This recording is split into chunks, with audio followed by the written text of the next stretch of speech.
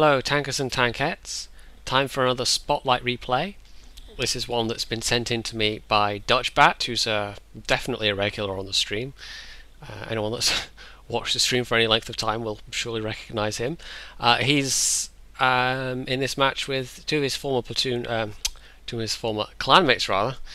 Wow, got off to a good start here. And as you can see, they're in T9s and they're top tier, which is always nice when you're top tier. So, yeah, T-54, Soviet tier 9 medium. I don't have this thing myself, so I can't really speak to it as a tank, but Dutchbat certainly uses it well in this particular game. Now, what I do know about it from coming up against it myself is that it's got pretty good mobility. It's got that curvy, sloped Soviet armor, so it's got a very strong turret and it's got very strongly sloped frontal armor. And I know that the armor on this thing isn't invulnerable, and of course it's a medium, so the sides and rear are much softer targets. But if you come up against one that's kind of where it can be, you know, just exposing its turret, you're going to have a hard time penning it. But of course, also, as with all the Soviet mediums with turrets like that, and Chinese as well, they've got terrible gun depression. So here we go. He's been pretty smart here. I mean, that bridge is a good spot if you can make use of it. And he's lit up a couple of enemy tanks just then. He's got a very nice shot into that Centurion.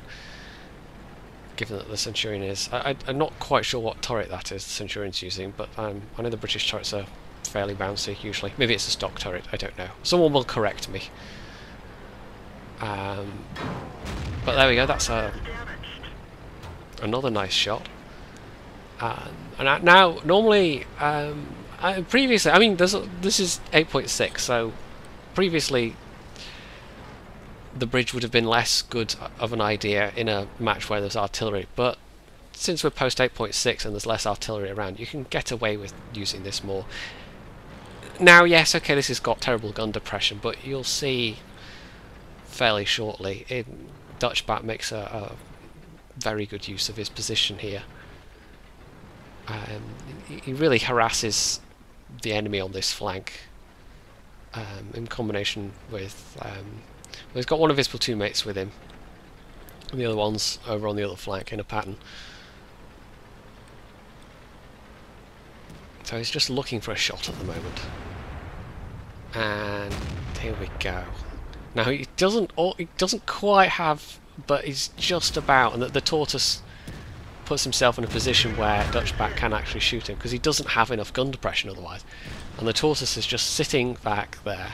And if he would just pull forward a bit, but Dutchbat's got a... well, look at this, it's just an absolutely perfect shot on one of his weak spots.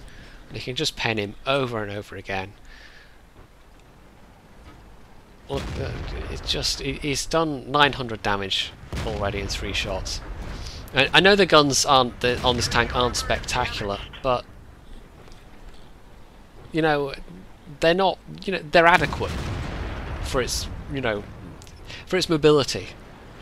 It seems to me this is a tank where you know, it's a bit like the Cromwell. You have to make use of its mobility to get around and do the damage and lay down some hurt. So he just got 1200 hit points off that tortoise, and he's now going to go. Look at it, he's just going to proximity spot these guys. He's found that Centurion. They can't get him basically. He's in a position to, once he gets rid of this Centurion, get behind these guys while his friendlies, including one of his platoon mates, can push around and support. So this is a really good position to be in now. He's being a bit cautious because the IS-8 is now looking his way, but the Centurion's dead meat. Let's look at that, 1350 damage he's done to that. He's basically taken all that Centurion's health, just about. There we go, another nice shot into the IS-8, which is not the most well-armoured tank. And they're distracted by that Pershing there. So he's making very good use of the distraction provided by his teammates. They've got these guys, you know, surrounded basically. This T-30 is pretty close to death, and it's just a Pershing that's left, which is not going to be that much hassle. The T-30 is the dangerous one here, and he's about to die, I believe. So here we go, using that mobility, getting round.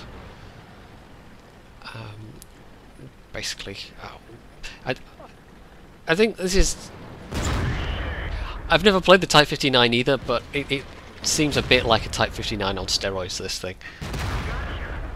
So, yeah, 3 kills already. He's done 3.6 damage, 3.6k damage. 5 minutes into this match. Other flank's looking a bit shaky. Now, one of his platoon mates has unfortunately died already. So, he's... The M103 is going to go down to their cap, maybe take out their artillery if it can. Him and this Pershing are going to... what you see here, they're whizzing along the middle, and they're going to try and catch these guys with their pants down.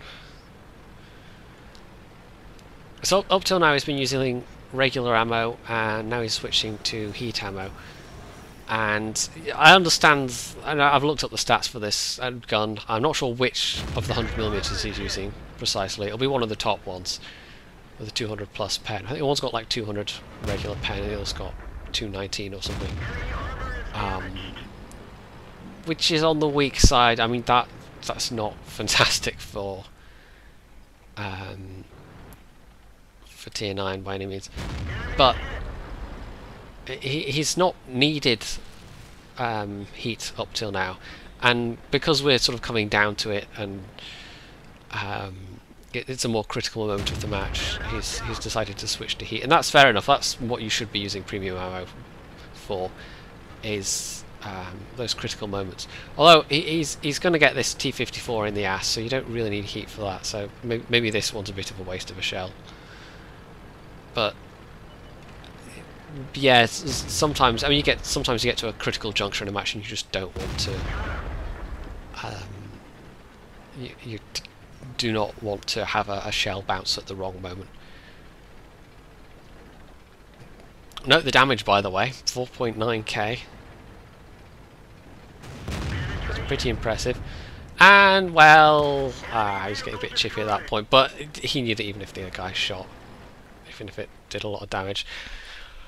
What a good way to end that ram kill on an arty. So yeah, this was, I think, quite a good demonstration of really what you should do in a high tier medium, is take advantage of those kind of situations when the enemy isn't paying attention to you and exploit them ruthlessly. You can't argue with 5.3k damage. That's a pretty nice result, and the XP and the credits are not bad either.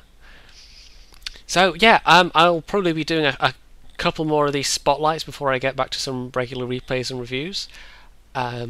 Do send me your matches if you think you've had a really good one that you would like me to blether over. The best way to do it is upload it to whatreplays.com, and that way, if you send me the link to that, I can then obviously get your stat screens as well. So yeah, I look forward to those, and I'm actually enjoying doing these because it means I get to see tanks in action that I don't normally, that I don't have myself, that I don't normally get to see. So it's hopefully you guys are enjoying this as well, but I'm getting something out of it too, I feel. So yeah, don't forget to like or subscribe if you've enjoyed these. I have a Facebook page you can check out, which has got various news and things, and of course, stay tuned for more.